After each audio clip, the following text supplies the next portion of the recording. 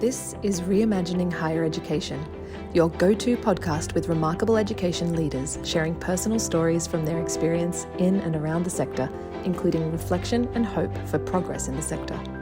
With your host, Professor Judyth Sachs, former PVC Learning and Teaching at the University of Sydney, Deputy Vice-Chancellor and Provost at Macquarie University, and Special Advisor in Higher Education at KPMG, and now Chief Academic Officer at Studiosity. Welcome. It gives me great pleasure this afternoon to talk to my former colleague, Professor Andrew Parfitt, now Vice-Chancellor and President at UTS. Andrew, rather than my introducing you, could you just give us a brief introduction to who's Andrew Parfitt, what were his beginnings, how did he get there? And then when you've done that, show us the object that you've brought in that represents your journey as a leader and a learner. Sure, and I think tell me a bit about me. I guess I grew up. I'm first in family to go to university. I'm quite proud of that. It was a time, of course, where aspirations were different, and I guess I formed an interest in science and technology and engineering and electronics through other activities even when I was at school, things like amateur radio, playing around with astronomy kit and things like that. It's typical geek stuff, I guess. But the reality was I formed a real interest in the way the world works, the way physics makes sense of things. And that interest developed during school and high school. It was kind of crystallized when a relative was I grew up in Adelaide, so they were in Adelaide working in the defence sector, actually. And I actually realised that this kind of interest might actually lead to something that looked like a job. Mm-hmm. So I ended up doing an engineering degree at the University of Adelaide. And I guess that we can talk later on about where that might have taken us. So, but that was a kind of life-transforming moment in some ways, because it set a career path off that's taken quite a few different branches along the way. Then a PhD at the University of Adelaide as well? That's right, yep. But I initially did finish my my undergraduate degree and went into the workforce. So I didn't go naturally straight onto a PhD. I actually started work with what was then the Defence Science and Technology Organisation in Northern Adelaide. It's interesting because when I left the organisation, I had my my notes given to me. I don't know whether they still do that sort of thing today. And it was intriguing to see that while academically I was okay, wasn't particularly brilliant, it was the interest piece that had attracted them to employ me there. So I spent a period of time as an engineer. But an engineer in a research organisation quickly cottons on to the fact that there are sort of roadblocks on the way if you don't have a PhD. So I was fortunate enough that they backed me by way of a cadetship to do a PhD at the University of Adelaide. But I'd had a period in the workforce, and that had stimulated an interest in research, the sort of broader dimensions, continuing in engineering. And so I ended up back at the University of Adelaide, much to my surprise, really, in some ways. And then did that time in working in the bureaucracy as a research scientist shape some of your formation as an academic and later as an academic leader? Yeah, look, it did, because I was fortunate again, and this is sort of a characteristic. I often tell people, choose your boss well when they're making decisions. And I was very fortunate to have people who took an interest in me or prepared to give me interesting work to do. And the work was quite challenging. I remember one of the first jobs I had absolutely no idea how I was going to do the tasks that I was set. So as you do, you go to the library and you borrow as many books in those days as you could. And I remember my supervisor coming at the time and seeing this book on the table, and he basically said, "Oh dear." So I had to develop a whole lot of things that I'd not learned at university, and that's where we sort of started the journey around, okay, well, if you have an interest in developing this sort of knowledge and extending the sort of knowledge, then maybe a research career is something you should contemplate. And that's how it panned out. And then UniSA and Newcastle, and then... Yeah, well, On the way, there was I was a period of time at the University of Adelaide as an engineering academic, and then I left the University of Adelaide to go to CSIRO, and then I ended up at Newcastle and now at UTS. So it's an interesting sort of career route, isn't it? It's sort of in and out of the academy, and then in and out of research and leadership. Yes, well, I think that's the piece that there are points where you react to things, and I was at the University of Adelaide. Well, actually, before I'd finished my PhD, I was offered a lectureship at the University of Adelaide, which I took after some consideration because I was sort of interested in expanding into the teaching dimension of that, and the environment was good, and I managed to keep connections with defence and defence science through that work. But I ended up there fairly quickly, being appointed to an associate dean position. In the delightful title, I still remember it was called Associate Dean Undergraduate Matters, which these days we'd say under Associate Dean Education or Associate Degree Dean Research or something like that. This was Undergraduate Matters. And I soon learned that that was absolutely everything to do with any sort of course administration anywhere in the faculty. So, and look, I took to it with real interest. In fact, the dean who appointed me, I got called to the office at one stage. It's sort of like being called to the principal's office. He said, Andrew, I think you should get some management experience. And it was like, would you like to be associate dean? I said it was more opposed to a statement of fact than anything else. But it was a great opportunity.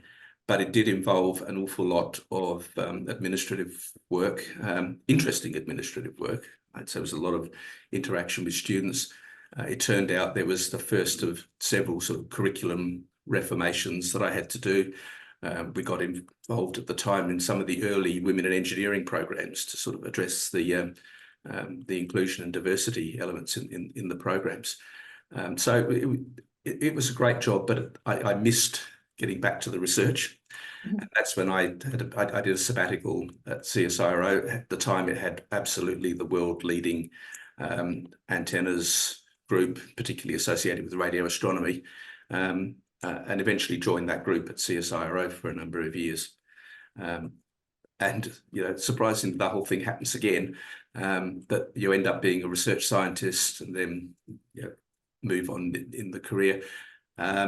More program management, became head of a group, ended up there as the chief executive of a cooperative research centre. It's like, you can't avoid this. And it was sort of that moment.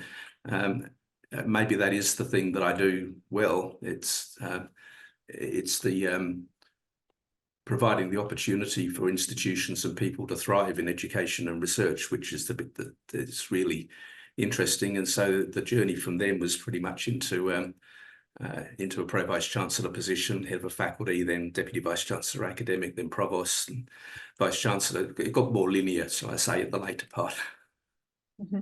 So look, thank you for that guided tour through your career. Can you introduce your object you brought in? Oh, you can't quite see it next to me here, but guess yes, what? I know what that is. You know what it is. There you go. So I put behind here my PhD gown. Yep. It could have been any gown, actually, except probably the Vice-Chancellor's gown. It actually is sitting on one of those old-fashioned coat rack, hat rack things, and it sits in the corner of my office, probably just out of convenience more than anything else. And the reason I put it there is it's a kind of daily reminder amidst all the other things that are in my office, paperwork, all sorts of things that we do in the through here, governance, finance, legals, all the business of running a very large, complex organisation. That we're here because it's about education and research. It's about graduates and what they go on to do with their careers and their lives. It's about creating new knowledge. And so kind of as an object, I thought it kind of exemplified that. But it also has a history. The gown has a history in terms of its design. And so what you've done is actually rooted in and historical tradition that is deeply embedded in the universities that you've led and been involved with as well. Yeah, I think that's right. It's so I love graduation ceremonies. I get to go to quite a number of them, as I'm sure you recall doing in your career. And I often, well, as part of the wrap up my part of the ceremony, I often remind graduates that the university undertakes to a commitment to them to strive for excellence and to do the right thing, so that the degree that they take away continues to be recognised globally, and should be of value to them in their future career, and often with a reminder that there's, you don't stop learning, so keep engaged and all of those sorts of things. So there's that sort of connection with graduation, and an important role that we have at UTS, which is engaging with business and the community more widely, particularly in professional development and lifetime learning. So getting back to you as a student, what was your undergraduate experience like? I think very conventional. Obviously, I had no reference point. So you show up on a traditional university campus. I did have one slight reference point. I was fortunate in year 11 in school to do the University of Sydney's physics summer school, as it was then. It used to run, Harry Messel, I think, used to organise these, and so I got picked for that one in year 11. So I had a bit of an experience of what university was like, but quite superficial.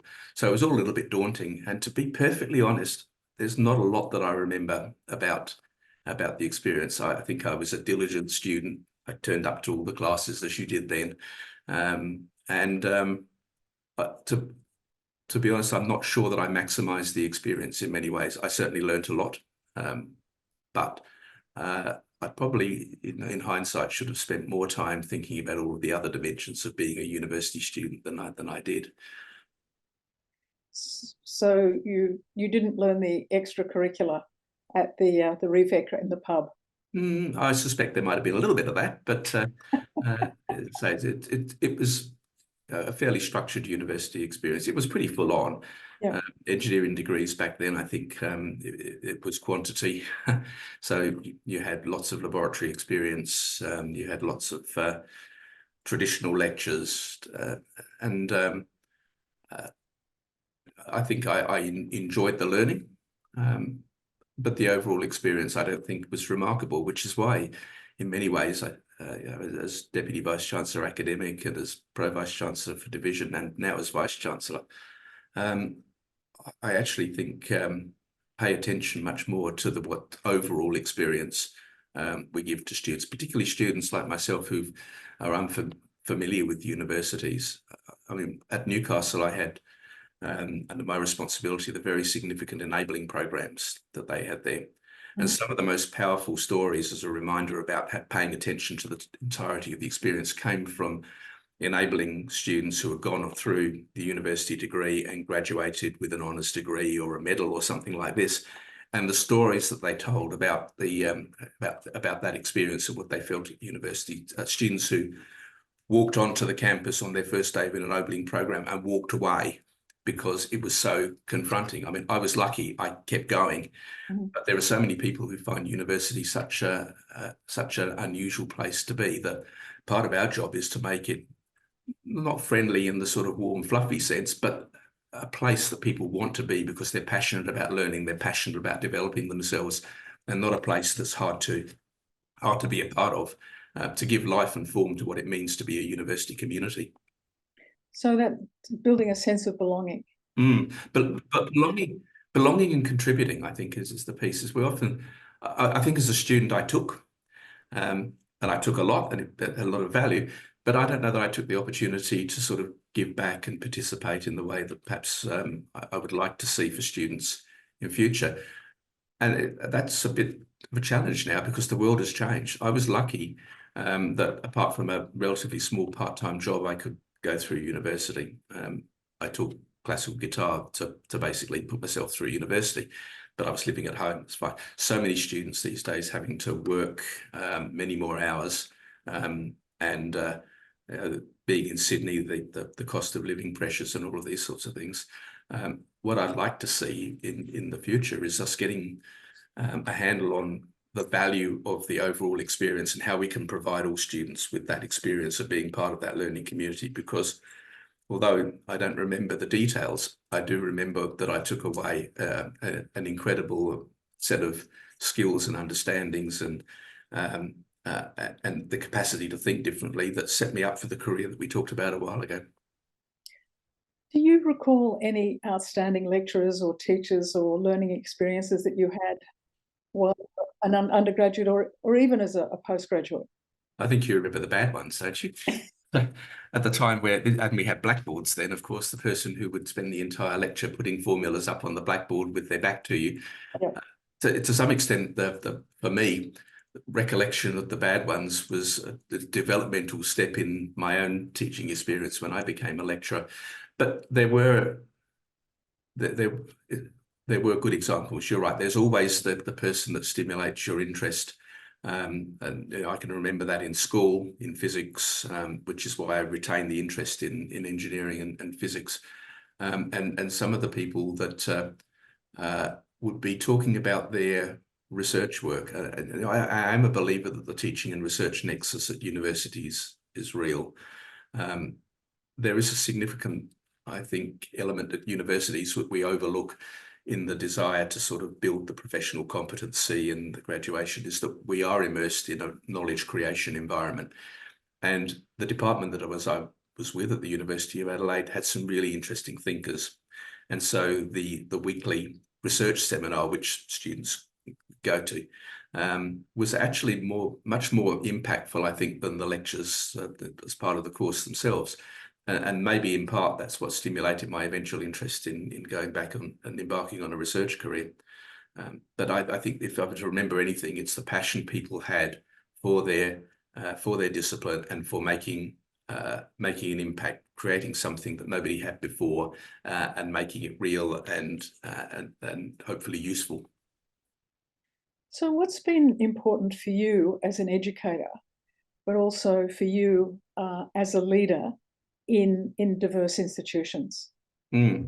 So if I think about the concept of student experience, which is the sort of lingo of the day, we often used to think of the student experience as the quality of the curriculum or the overall education piece. Over time, I've become much more conscious of the fact that what those wider dimensions of being at university.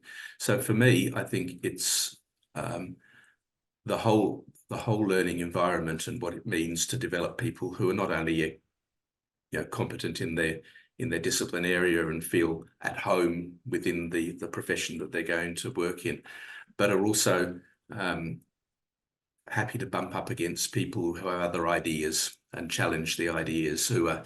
We have a terrific program here, which is our Bachelor of Creative Intelligence and Innovation, which brings together students from a whole variety of disciplines to work on a real life problem and bring to it a range of perspectives that are not from within the discipline. So that's sort of broader elements of learning as not as adjuncts to the learning experience, but integral to the learning experience. I think has been interesting. Twice in my career as a leader, I've been engaged in at a fairly hands-on level in major curriculum reform. And each time it's not been about the choices of what we teach. It's about the experience of how we create learners who are interested in what they do, who are able to get excited about the opportunities that presents.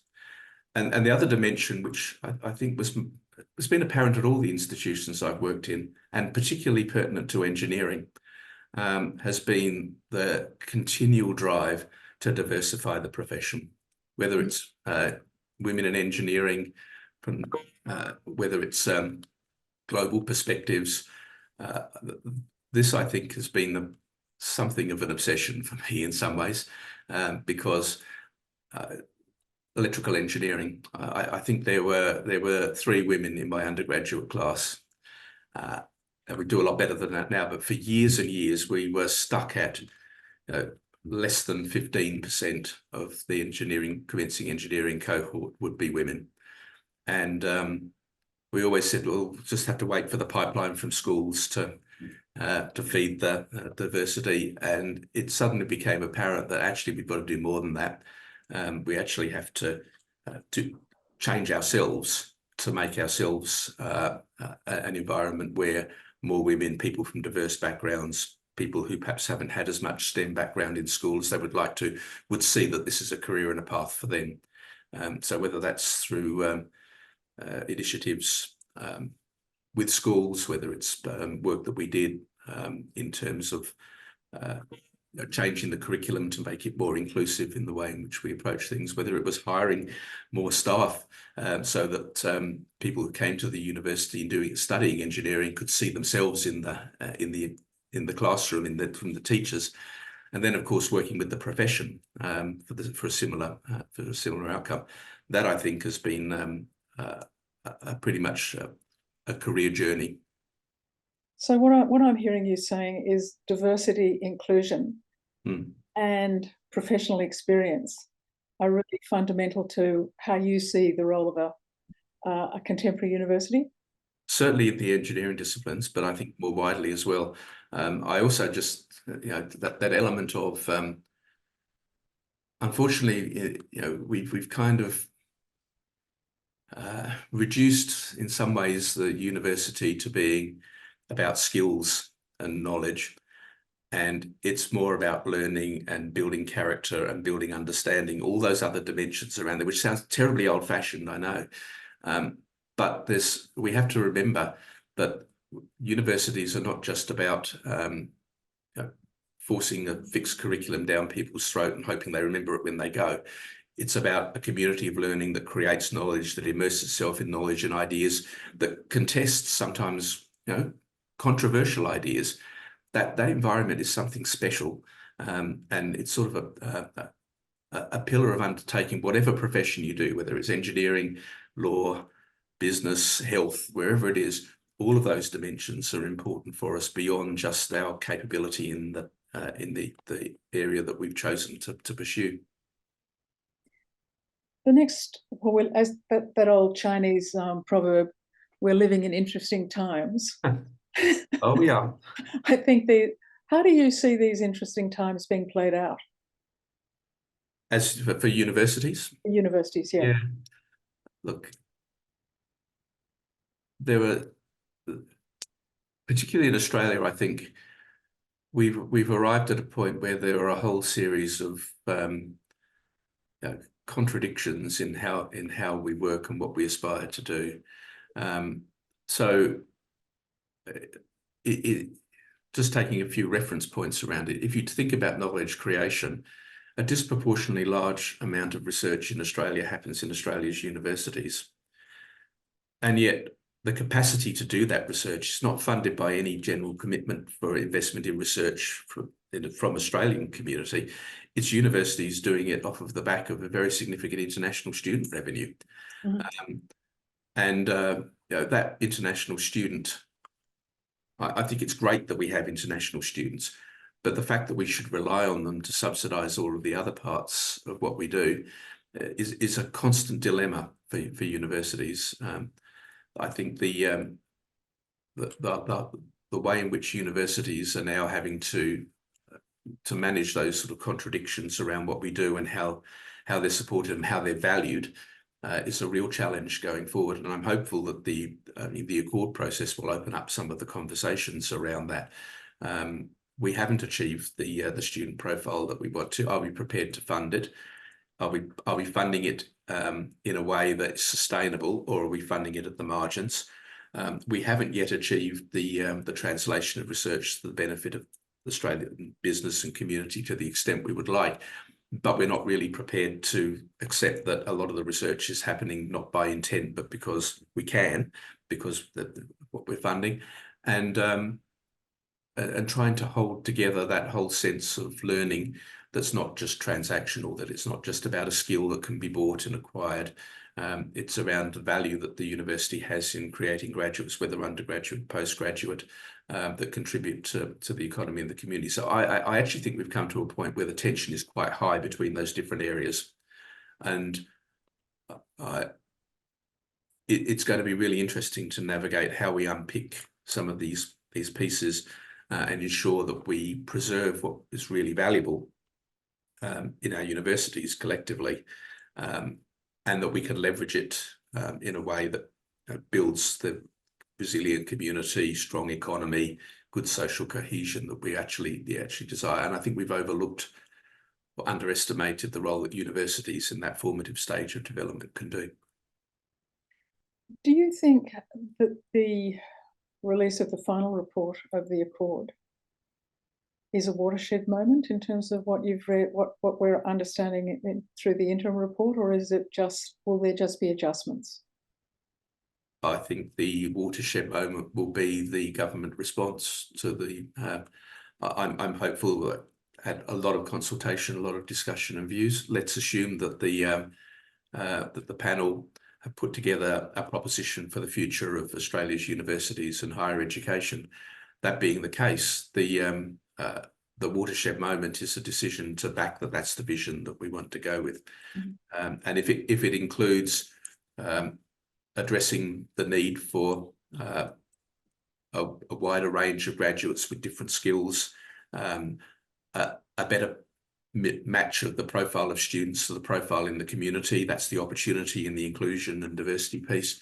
The capacity of the university to be able to conduct research, to hire academics that are at the forefront of their field, so that we continue to have both knowledge creation and graduates who experience that and bump up against the very best in the world.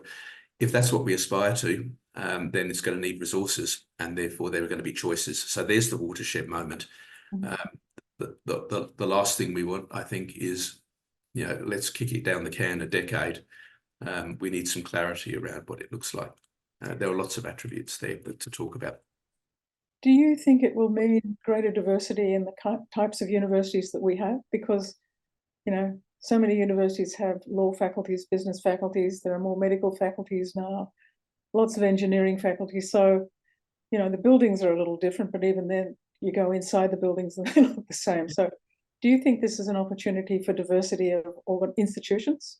But firstly, I'd kind of challenge that a little bit. I've worked in 3 universities, 4 actually, if you go back to the University of Adelaide. And I'd have to say that even if you very lightly scratch the surface, each of those institutions have been very different. What they aspire to do, the culture and environment that they create, the communities that they engage with, they all shape a very different experience, and I don't think we've given credit to that. What we do see, I think you're right in the sense that we see pretty well now every university having every type of the same courses and the same faculties, and to that extent, it may reflect a lack of diversity in the sort of coverage. But that's a natural result of the funding system, the way the system works. It's then what you do with it that matters. And the experience of engineering students or business students at UTS, I think, is very different to the experience of those similar students at a Newcastle or a UniSA. I've seen it. So I think we have to be careful about what we want from diversity. If we want specialisation, that's a particular form of diversity, and it might have benefits in some areas to be more specialised, particularly where universities can be stretched thin from a funding perspective. That's a different thing to diversity, because I think we've got the opportunity to diversify. At UTS, our business school, for example, we've got a business school like every other university has a business school, as you pointed out, but they've just developed a very, very strong focus on the social conscious of business and the connection with social responsibility and areas like that, without losing any of the technical attributes of accountants and HR professionals and all the people that they're doing. That feels very different from the experience to, for example, a business school in a regional community that focuses on small to medium enterprises. And they're still teaching accounting in both of the places, but they're teaching them in very different contexts. And I think that's often missed in the conversation. So I think we've really got to be clear about what we want. If we want enhanced specialisation for reasons of resourcing focus, geography, whatever it is, fine, that makes a lot of sense. But I think we should think twice about whether or not we are all as alike as people might like to think. Is that then a problem in terms of the language we use to describe how universities engage with communities? Because what you're saying, and I totally agree with you, you go to Sunshine Coast University, they are very connected with all aspects of their community, and that meeting the needs of the community to grow the capabilities and competencies of members of that community is quite it's the same process, but the outcomes are quite different from, say, somebody who is at University of Western Sydney with a much larger landscape and canvas to be working on. So I think what I'm also hearing you say is that we need a different language about diversity of organisations rather than just talking about the high-level structures. Yeah, and we also need to, as you point out, locate organisations in the context of their ecosystems. Yeah. So UTS is in a very different position in a very broad sense of the word than, say, University of the Sunshine Coast. Right, we're a CBD-based city. On our doorstep, we have one of the largest creative precincts in the country, and really engage with the creative industries. But we have an enormous profile in engineering and technology research, and a connection of industry partners across the world, actually, that actually give it the character that it does. And you're absolutely right. I think we need more sophistication. That may require a changed language, but at least we should start to get more sophistication at what we mean by points of difference. So what advice would you give to the younger Andrew? I think I took the advice that you heard from my sort of somewhat protracted explanation of who Andrew is through the career journey. And that is, don't be shy of taking opportunities. That's what I did. Mm-hmm. And sometimes it's a case of even if you think you want one thing, be open to others.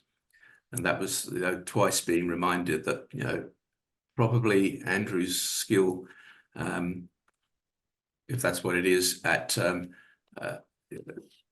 leading and shaping organisations and groups, is more important than Andrew's skill, if that's what it is, at research and the practice of teaching. And maybe that's where I've ended up, even though I tried twice not to end up there.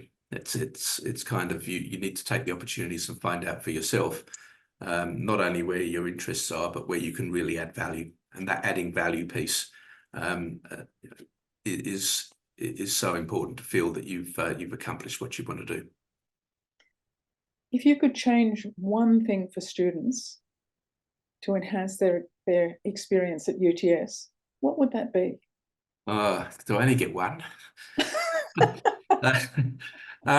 it's actually something that's not really in my control, but let's just focus, I think, define students. Let's talk about undergraduate students, because we have an on-campus experience for undergraduates. Our ethos is that students come to a campus that's been designed over a decade to give that engaged experience. We focus on studios and laboratories and practice-based learning and all of those sorts of things. So I don't think there's much we want to change by that, but the environment has changed so much. If there's one thing I could do, it would be to improve the support that we give to students financially and otherwise to have that experience. Because to have part of the experience, because you have to work so many hours these days, I think is first of all, it becomes an inequitable state, because some people do and some people don't. But secondly, the outcome of that investment, I don't know whether it's the government support mechanism for students, particularly low SES students. I think if we could just solve that problem in some way, that students could afford to live and the 3 years or whatever that they're at university, immerse themselves in that, I think we would benefit as a community from the product of that. And I'd like to try the experiment.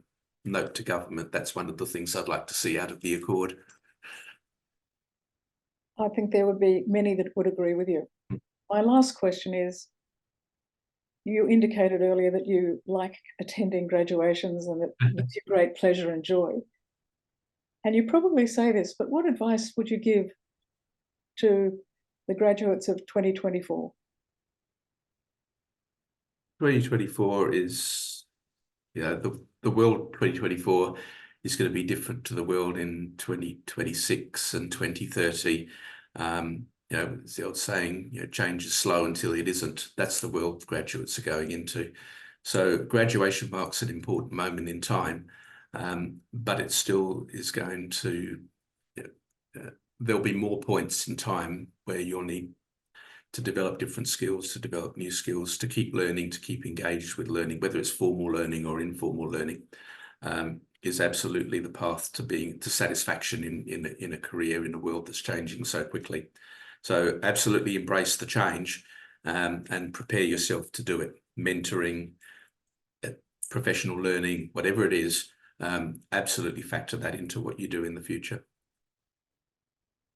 What a great message to end on. And Andrew, thank you very much for the 35 minutes that you spent with me this afternoon. And hopefully we'll run into each other at the Universities Australia conference the week after.